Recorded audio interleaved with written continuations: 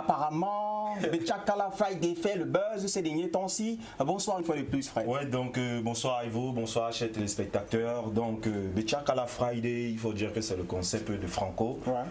C'est le 3e vendredi, donc il a initié ce concept et son équipe l'a annoncé. Chaque vendredi, jusqu'à ce que son deuxième album ne sorte, il balancera un freestyle. Donc hier, c'était la 3e livraison. Ouais. Ce qui a marqué les autres, c'est que voilà, le mec revient avec un beat old school. Ouais. À côté de tous les beats tendances et trap qui se font actuellement, il est rentré dans ses bases. Les mecs comme moi, nous retrouvons Franco parce que voilà, c'est par là que nous l'avons connu et puis ça ne fait que plaisir d'écouter ce genre de freestyle. Une autre actualité également qui a fait le buzz sur la toile en cette semaine, c'est la signature, la grosse, on le disait encore dans le WhatsApp tout à l'heure, la signature de Ténor dans le label Universal Music Afrique. Alors ça fait parler des personnes parce qu'on dit qu'on raconte que ta fils pourrait maigrir entre temps. Ouais, parce que c'est une signature à major. Oui, mais moi, la question qui me fatigue, c'est que Ténor a vraiment signé. Ouais. Parce que Ténor ne l'a pas annoncé officiellement sur ses comptes. Justement. Quand tu vas sur le site d'Universal, il n'y a aucune signature qui annonce Ténor. Jusqu'à ce matin encore, je vérifiais. Je me demande bien d'où sort cette information. Déjà que Ténor ne dément pas. Et quand je vois des posts des gars du milieu culturel faire des big up, lui aussi vient juste dire merci. Juste, il a une pépé qui vient d'arriver, un new level. Ouais. Voilà, donc il a un autre niveau. Mais sauf qu'officiellement, moi, je ne pourrais pas dire que cette signature elle est effective parce que rien encore ne pourra prouver ou affirmer cela. Seuls savent où ils ont pris cette information et même encore ta fils qui est son manager, j'ai pas vu des posts, sauf que voilà, certains clashaient que signer à major serait une mauvaise idée. Justement, parce que, pour l'instant. Ouais, serait une mauvaise idée parce qu'on va accaparer bien sûr l'artiste. Ouais. Parlons cette fois-ci de la chronique qui fait matière à discussion, alors à développement ce soir dans le cadre de ta prestation de ce soir. On parle de Stanley Eno, la chronique. Elle a été rédigée sur le site www.camerurbain.com. On parle de Stanley Eno et on se pose la question, est-ce la fin du rêve? Ouais, Stanley Eno, le Bayangi Boy, voilà, qui arrive avec son titre Impair, qui ne le connaît pas. C'est bien sûr lui à l'écran, on le connaît, c'est la superstar. Pourquoi cette chronique est proposée ce soir? Parce que voilà, est-ce la fin du rêve?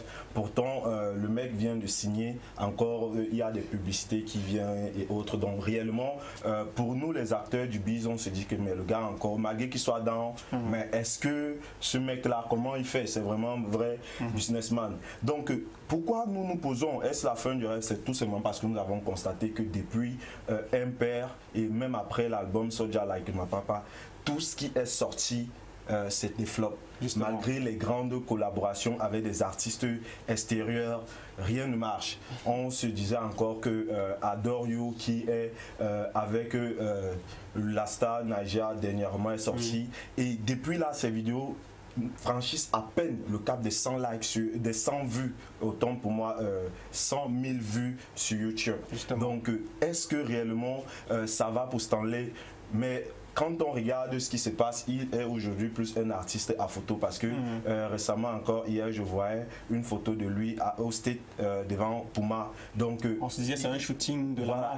Est-ce un artiste devenu mannequin ou réellement un performeur? Bon, on connaît que Stanley, c'est l'un des seuls gars au top qui a encore le côté hip-hop, sauf qu'il est encore un peu trop américanisé, il a encore trop le côté stétois dans lui. Est-ce une direction artistique de son truc, de son équipe managériale? Mais non, on se pose la question. Est-ce que Stanley réellement a la capacité d'aller s'installer? Apparemment, son deuxième pays ou sa ville actuellement de résidence, c'est les USA. Est-ce qu'il a la capacité d'aller challenger avec des artistes comme P-Square ou encore Wizkid? Parce que là, il prépare son deuxième album, comme vous voyez à l'écran, c'est dans les studios au State où il annonce la préparation de son deuxième album. Sauf que nous, fans camerounais, nous ne sommes au courant de rien. Justement. Et maintenant, est-ce qu'il peut challenger les Naija de ce côté-là? Nous avons un problème, on connaît bien sa qualité de la plume qui est souvent assez faible et bien qu'il a ce charisme, il a le côté scénique, l'énergie et autres qui va avec, mais nous pensons qu'il n'est pas encore prêt pour dire qu'aujourd'hui, il pourra réellement aller s'installer au State et pouvoir faire carrière de ce côté-là. Donc voilà, sauf qu'il revient en actualité avec les grosses pubs et autres, on se demande bien comment il fait. Donc Stanley, est-ce la fin du rêve? La chronique, elle est sur www.camerurbain.com. Apparemment. Ouais. De toute façon, on en sait davantage sur cette question parce qu'on mérite de se poser cette question. On se rappelle encore juste après la sortie de ce featuring avec Wizkid, je le disais encore ici la DBS, Wizkid n'avait jamais tweeté, ne serait-ce qu'une fois, que ce soit sur son Twitter ou son Facebook, un lien de la collaboration avec Stanley, preuve du fait qu'il n'était pas intéressé par cette collaboration-là. Mais nous parlons de ce qui nous intéresse parce que ça nous rassemble. Après la Urban Tape 1, 2, 3, nous sommes maintenant avec la 4e qui s'annonce du côté de Camerurbain. Ouais, comment partir de ce plateau ça annoncer cela? Ça fait 2 semaines que nous avons annoncé sur les plateformes de Camerurbain,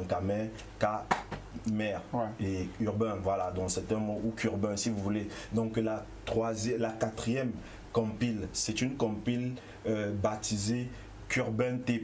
Voilà, donc elle réunit 20 titres ou 20 artistes camerounais locaux et de la diaspora qui sont dans la musique urbaine. Alors le principe il est simple, vous envoyez des musiques comme ça se fait déjà depuis 4 ans, vous envoyez vos musiques via le mail urbain@gmail.com, comme ça s'entend, urbain avec urbain camerurbain@gmail.com. vous envoyez photos, son et puis mini biographie et puis le comité de validation, bien sûr, sûrement nous serons dans ce comité d'écho et de validation.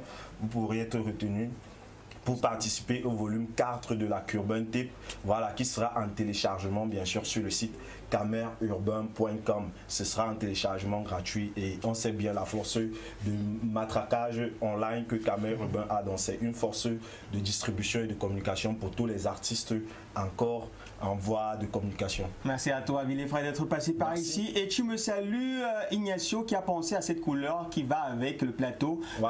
S'il peut penser à te donner des jaunes et des bleus de temps en temps ou alors le blanc en attendant le vernissage le 20 décembre du côté de l'UFC de Yaoundé. Non, on a fini avec toi, c'est fini. On te raccompagne parce qu'il faut dire que il faut dire que quand je vois, tu vois, c'est un combidon là, les cotillons sur ton visage. De toute façon, je te raccompagne avec cet élément du tuto mode.